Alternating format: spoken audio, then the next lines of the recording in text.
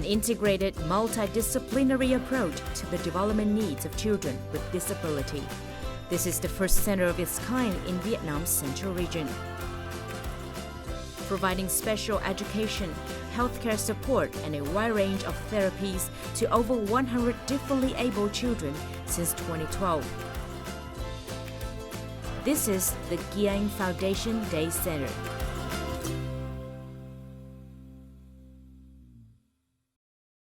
Hello and welcome to this edition of Talk Vietnam. The Kiang Foundation and the Điện Bàn Day Center, which the Kiang Foundation manages here in Hội An of Quang Nam Town, holds the mission of transforming the lives of special needs children and their families. On our Talk Vietnam show today, we're very lucky to have on our show the director and co-founder of the Kiang Foundation, Jackie Rafter. Hello. Hello, Jackie. Thank Hi. you very much for joining us. You're welcome. Yes. Now, as we can see from the clip, the day center that your organization manages is a custom designed program for That's right. students with special needs. Can you tell us a little bit about how the center sets itself apart from other types of care and education provided to students with disabilities here in the country? I think there are a lot of centres who will focus on a particular kind of disability and providing special education, maybe to children with autism or children with Down syndrome, or there's centres that provide physiotherapy for children with cerebral palsy. But I'm not aware of somewhere that tries to work with children with every kind of disability that there is. Yes. So I think we're quite separate in that.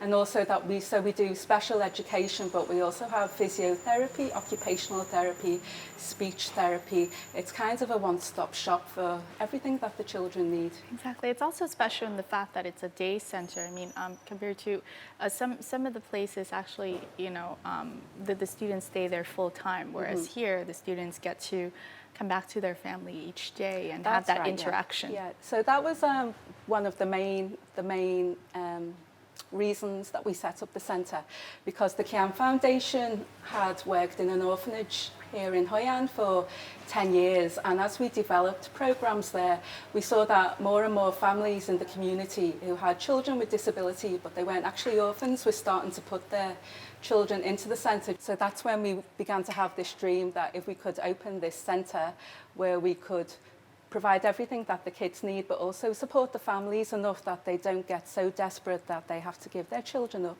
That was one of the aims of the centre. Yes. What are the different types of special needs and disabilities that the day center caters to? I think absolutely everything.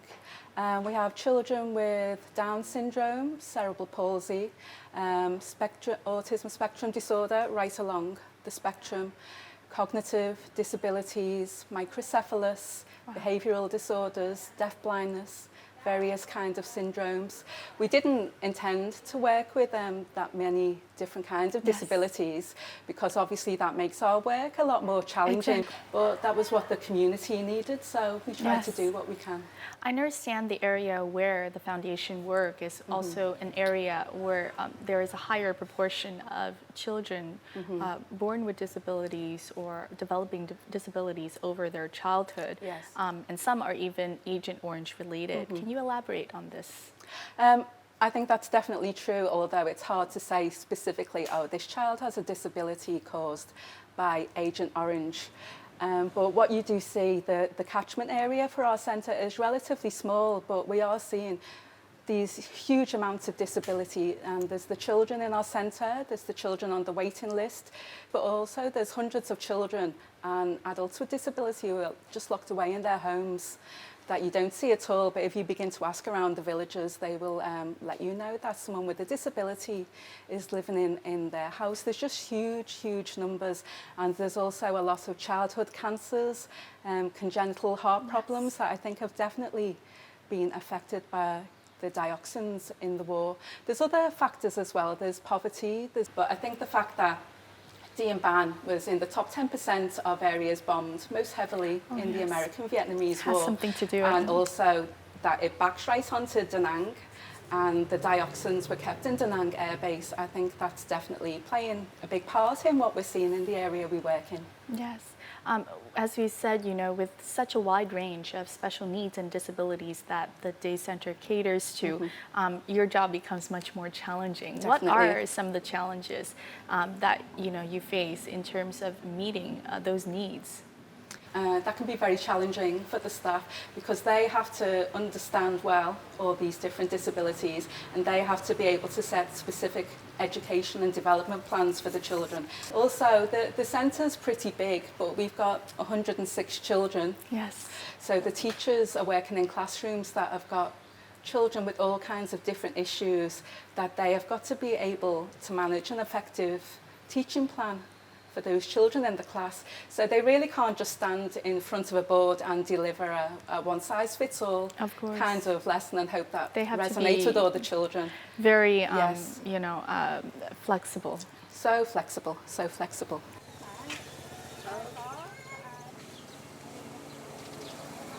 Parents drop the kids off for another day at the Kiang Foundation Day Center. Here, students as young as toddlers throughout their teen years are divided into 4 groups depending on their special needs.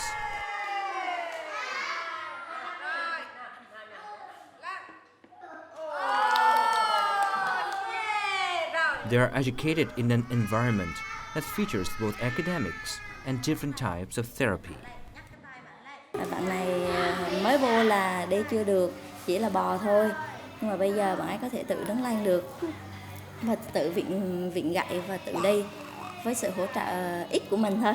Động lực lớn nhất cho mình là thấy được niềm vui của bé và sự tiến bộ từng ngày của bé làm cho mình rất là vui và muốn gắn bó với công việc này hơn nữa và hơn nữa.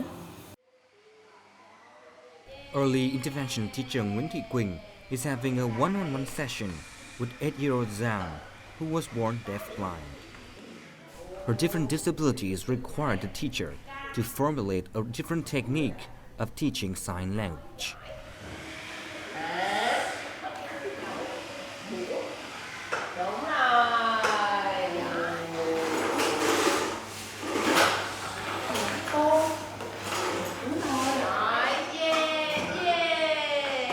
Cái mới thời gian đầu Giang học là mình phải cầm tay cho bé Giang, vì mình phải cho Giang cảm nhận được cấp vật, sau đó mình làm cái hiệu. Nói chung là với khoảng cách phải gần, và Giang là cái thị lực của Giang rất là hạn chế, cho nên mình hầu mua mình cũng phải là gần, với lại mình phải để đúng cái tầm nhìn của bé Giang thì Giang mới có thể bắt chước mình làm theo.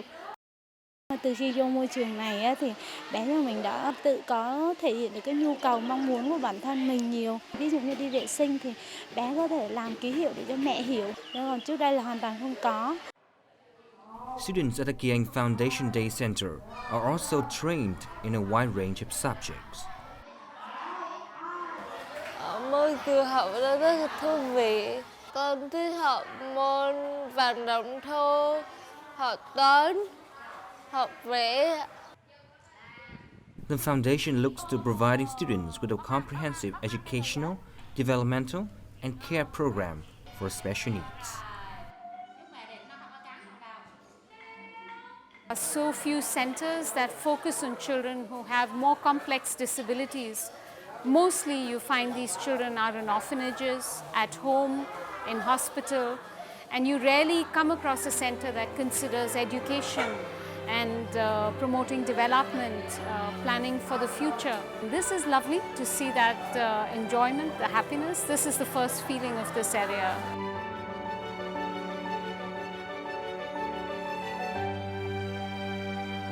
Can you share with us some types of therapy that the day center offers? Yeah.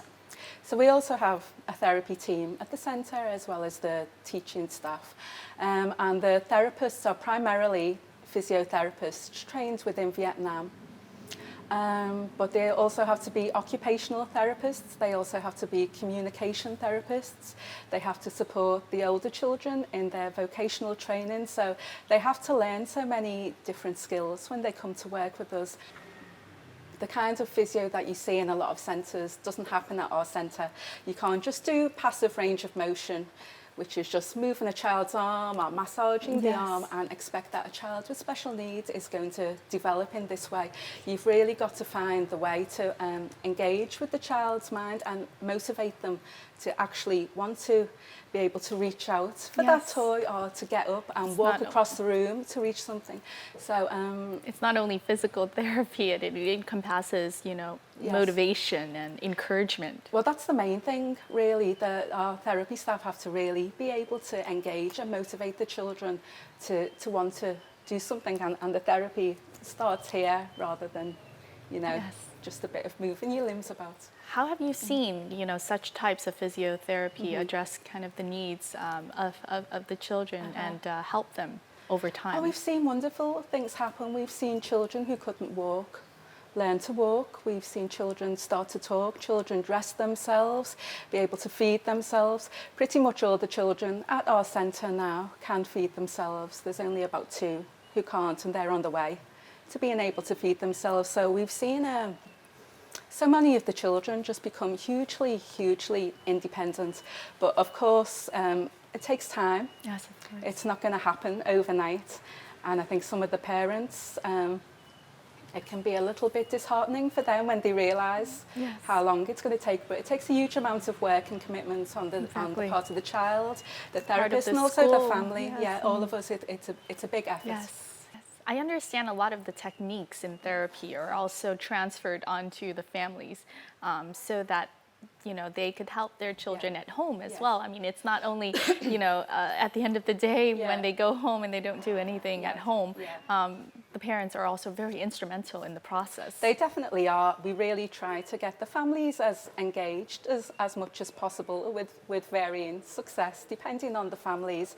But what we say to them is, please don't just think that you can send your child here and we're going to fix them. Yes. Because even the children, even though they spend so much time at our centre, it's still not as long as they spend at home.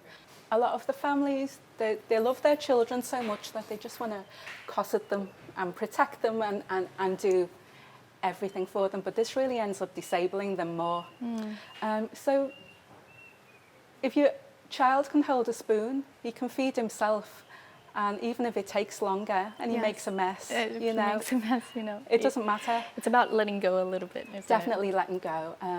Learning to go to the toilet by themselves, to dress themselves, to put the shoes on by themselves. And the children just love having that increased independence. And also it's going to make the lives of the families a lot easier if they don't have to do every single thing for their child. Even if it takes a little bit of time and input in the beginning, the outcomes are huge for them. We are trying to make the children able to live as normally and as independently as they can outside of the centre.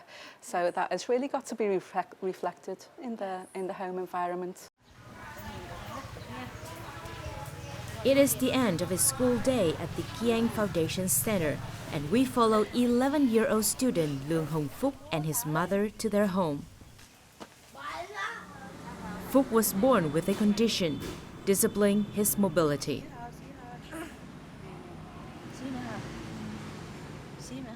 Y học gọi là bệnh vàng da nhân thì dẫn tới bị bại não mà thể vận động. Prior to enrolling at the center of Kiang Foundation, Phúc abilities were limited. Vệ sinh cá nhân hay là những cái sinh hoạt bình thường là bé không thể làm được và hoàn toàn phụ thuộc vào người khác. 4 years on, however, things once thought impossible, like self-feeding or putting on a shirt, have come more natural to Phúc. At school, Phúc is educated in the mainstream program, engaging in a wide range of academic subjects. To his family's delight, he began to speak. Sau khi em đi học ở trên đó về thì em biết giao tiếp, em biết nói chuyện với cha mẹ, biết thể hiện nhu cầu và phát triển tâm lý. For Phúc and his family, the Kiang Foundation provides not just a care center, but more importantly, a place for Phúc to grow and develop his full potential.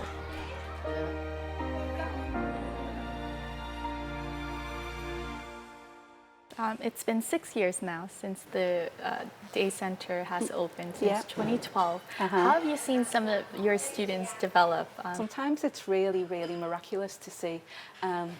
So, for example, there was one young boy who came to us who had autism. He couldn't speak, and all he would do would break everything in his family's house.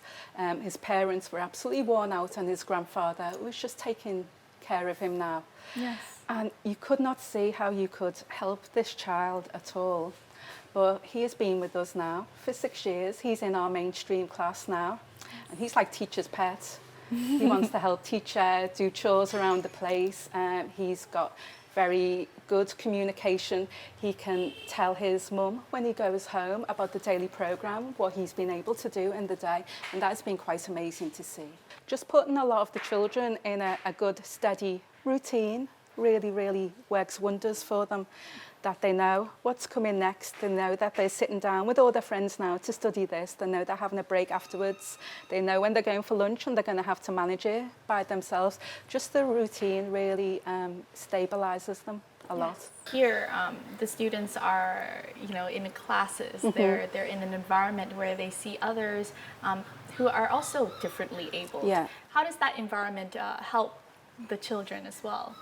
On the first level, that they are able to just have regular childhoods with other friends and tease and play and get into fights and do all the things that they should be doing, when otherwise they've either been just lying on a bed at home or wandering around a village waiting for their parents to come home. They've led very isolated lives up until this point, so it's great to see them having a normal kind of childhood.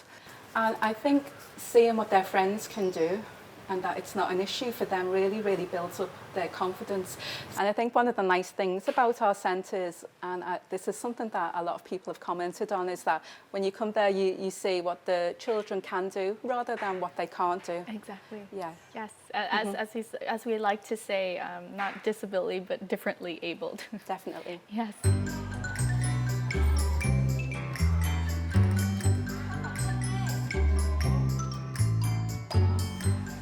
There is a yoga session for Kiang students twice each week.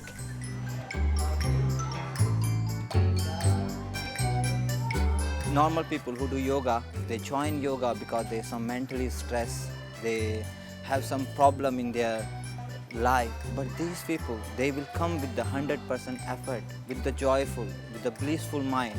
They love this kind of activities. Movement is a prominent part of the curriculum at the day center. Students put on shows like these multiple times each day.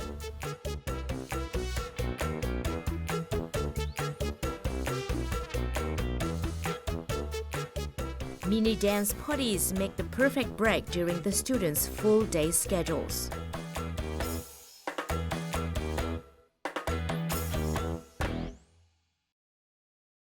Turning back time now, I'm quite curious how your journey took you from your hometown in Liverpool, the United Kingdom, to here in Vietnam, setting up the foundation. I was working and living in London, and I worked in romantic publishing, but I'd realised that wasn't what I wanted to be doing with my life, and my boyfriend at the time was also bored with his job, so we decided to leave everything and travel around the world for a year. Yes. And I certainly hoped that something would reveal itself to me along the way. I hoped that I was really going to write a best-selling novel while I was away. Yes. But anyway, I ended up visiting the orphanage in Hoi An, and I didn't even want to go. A friend of mine from England, also called Jackie, she came out to visit. Yes. And she wanted to visit the orphanage. And I wasn't someone who was even very good with children or interested in children prior to that. So I just went along with her to keep her company, but then really had this kind of life-changing moment when I met the children with disability at Hoi An Orphanage. And yeah, my life changed in that moment. Tell us about what touched you so much during that visit. So we visited the orphanage, and there was about 70 children living there at the time, but they did have this one room that was closed away from the rest of the orphanage, and they had 16 children with disability living there, and they lived a very sad life. they would just lie on their beds all day. They would be fed lying down on their beds. They'd go to the toilet on their bed. The only time anything happened would be when one of the carers picked them up to shower them. But when my friend and I started to spend some time with them, some of them started to really open up.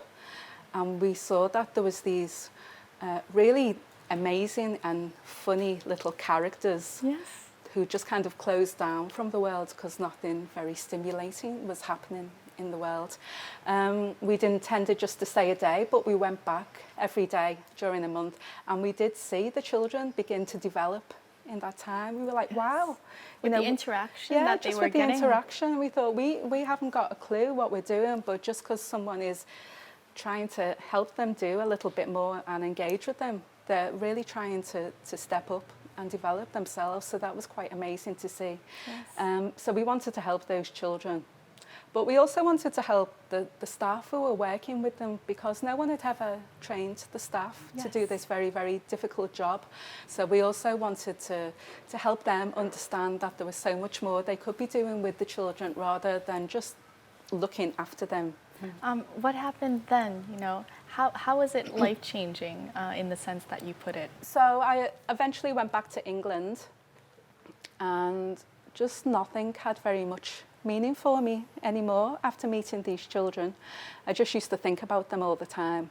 I just thought one day, whatever, even though I had no skills or experience at the time, I thought I could go back to that orphanage and just do very simple things with the children. The staff there were very, very busy cooking their meals, showering them, keeping the room clean, but I could be there doing other things, making sure, for example, that they got out of that room into the fresh air. And I thought that would be worthwhile all around for me and for them. So I came back. It was quite a simple decision to make at the time. Yes. Jackie's first visit to Vietnam was in March 2000, when she had that life-changing encounter with the disabled children at the Hội An orphanage. It was the year after, in 2001, that she established the Kiang Foundation as a way to fundraise support for the orphanage's operation and care for the children. She dedicated a total of 10 years to working at the Hội An orphanage before embarking on an even bigger dream for the Kiang Foundation. Why was the foundation named Kiang? So when we, on that first day, when we went and we met all the kids in this room who were very withdrawn, there was one young boy with cerebral palsy, and he was so radiant and so engaging and friendly and still full of hope, even though he lived in these not very good circumstances.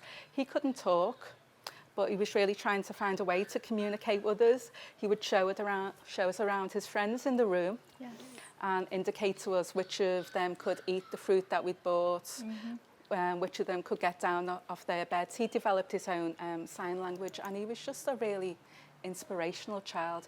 So we named the foundation after him. But when I came back, I found out his name wasn't Kian, but Can. But I just didn't have an ear for Vietnamese at the time. We registered everything by that time.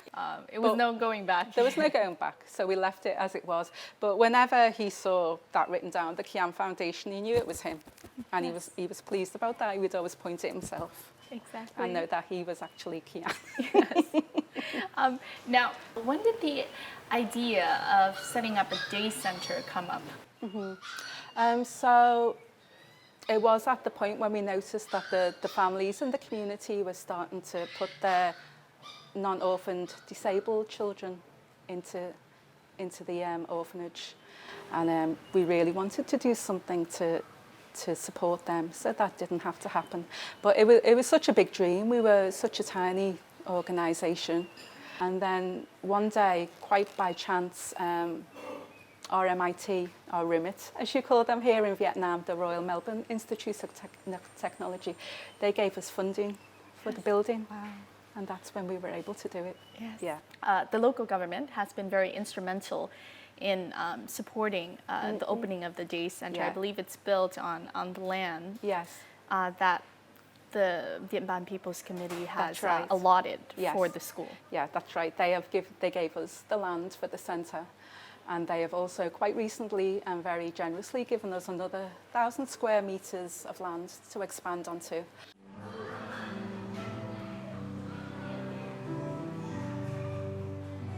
Kiang Foundation Day Center is home to many dedicated local teachers who have been trained in special education. Ngày xưa hồi lớp 12 là mình cũng rất băn khoăn không biết lựa chọn cái nghề nghiệp nào cho nó phù hợp với mình, vì bản thân mình cũng là người khuyết tật.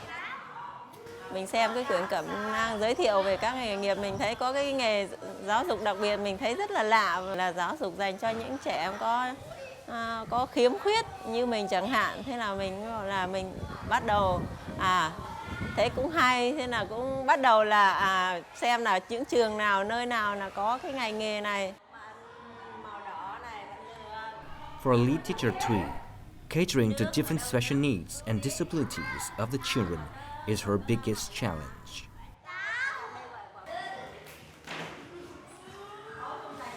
Bù lại là có những cái khoảng thời gian, cái sự vô tư ngây thơ của các em làm các cô rất là cảm thấy xả bao nhiêu xì chết là xung quanh cũng được xả đi hết và thấy gắn bó với công việc hơn.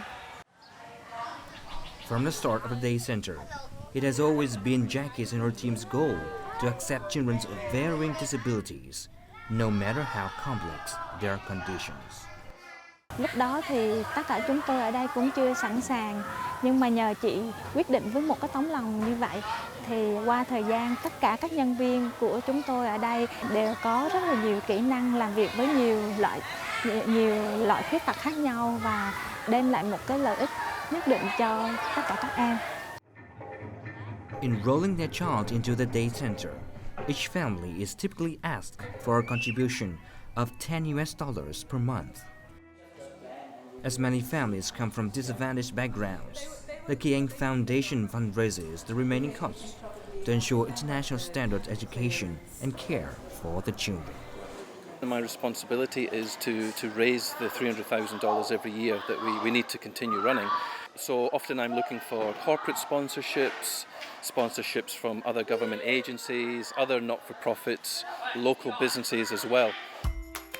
Throughout the years, Kiang Foundation's operations have also been supported by many international volunteers, helping to bring constructive input into the educational and developmental programming for the children.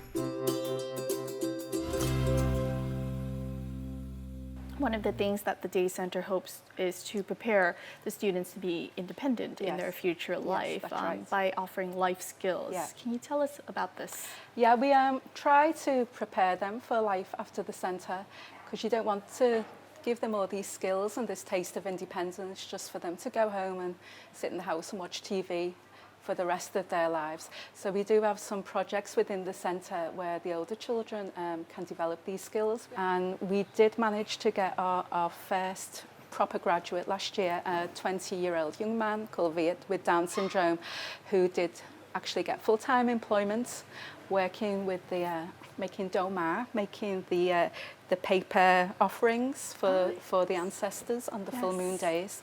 And we have two of our other older students who've also got Down syndrome. They are working part-time in a coffee shop now, and we do hope that coffee shop will be able to take them on full-time. Tell us about the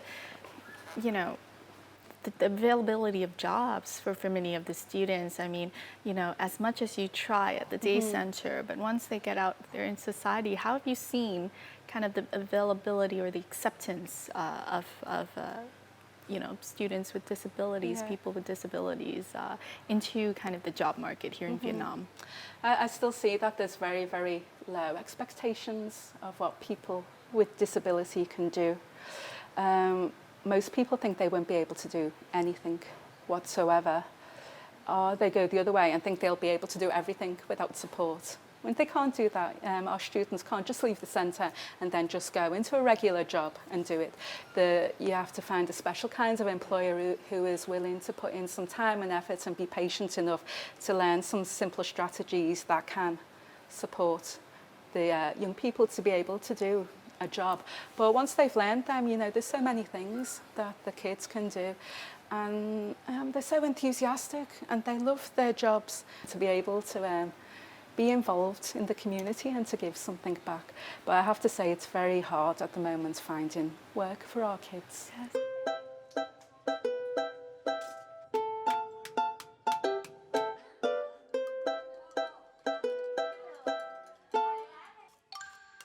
Within the center's outdoor space, there is a little coffee shop run by the students themselves.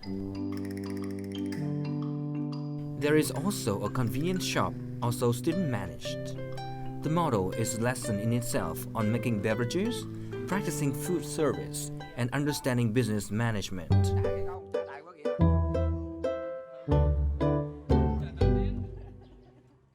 Rồi mỗi sáng thì đưa cháu đi học thì tôi vẫn ngồi để uống cà phê. Thì mấy cháu ở đây thì phục vụ cà phê rất tốt. Bây giờ ở đây mấy cô là muốn là cháu để hòa nhập với cộng đồng, để tiếp xúc với mọi người và tập cái kỹ năng cho cháu để sau này khi 18 tuổi thì cháu tự ra đời để kiếm một cái nghề để người ta sống. In vocational training, students are creating paper bags for a fashion shop in Da Nang. They've also completed paid orders for vegetable shops in Ho Chi Minh City. Cái công việc như thế này nó có những cái mục đích như thế này. Thứ nhất là tạo cho các cháu biết là cái thời gian làm việc nó sẽ phải khắt khe như thế nào và nó đòi hỏi là sự tập trung cao, nó khác với giữa việc làm và học tập. Và cái thứ hai nữa là đây là một trong những cái kỹ năng mà chuyển tiếp cho các cháu sau này khi nó rời khỏi trung tâm thì nó có được một vài kỹ năng mà có thể làm việc ở nhà hoặc có thể làm việc ở một nơi nào đó nó phù hợp với cái khả năng của cháu.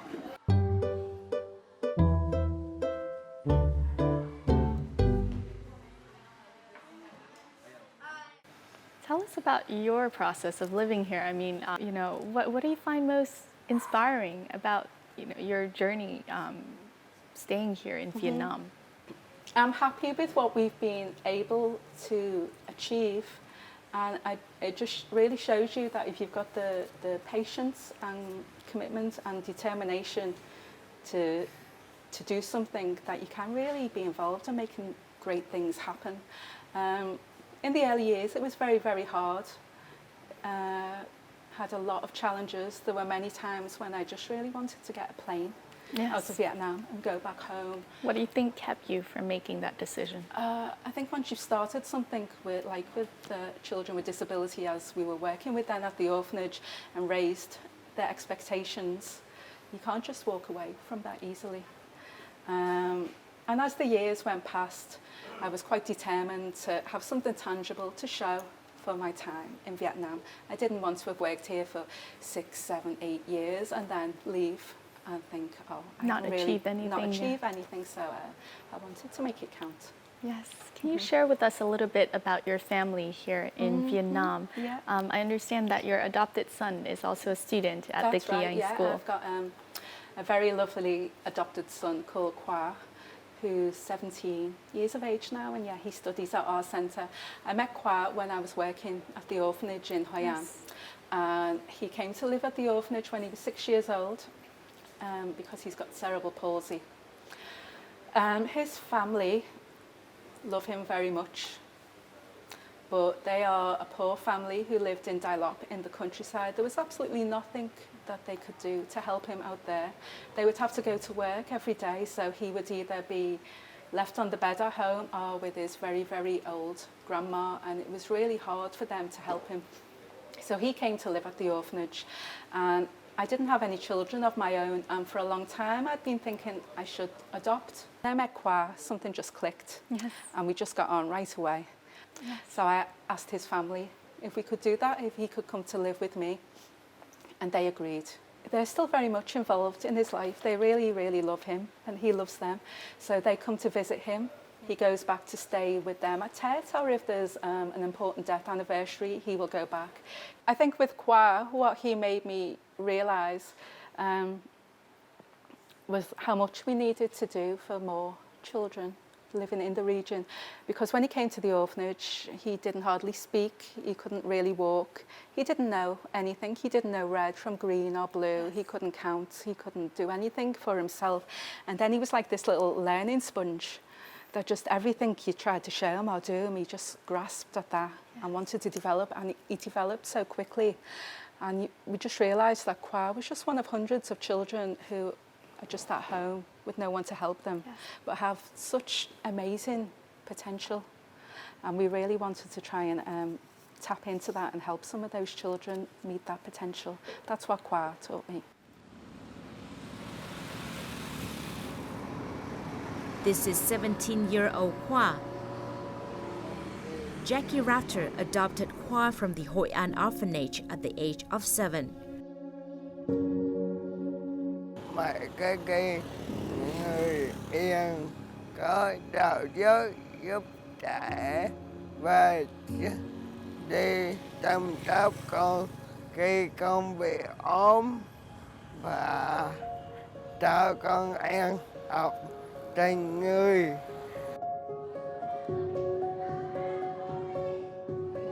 Kwa's cerebral palsy condition has not deterred him from excelling at school, where he is passionate about math and English. He has big plans for post-graduation. Giấc mơ của em là làm giáo viên hội trợ trường Người. Mãi biết chiếc phim ít chiếc tin từ ít tu kiết because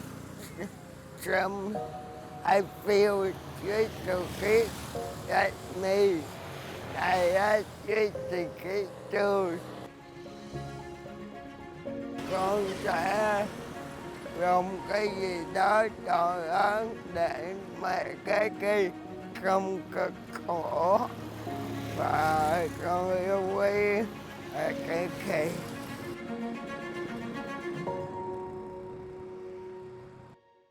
What are some of the goals in the future for the Ki Anh Foundation that you hope to achieve?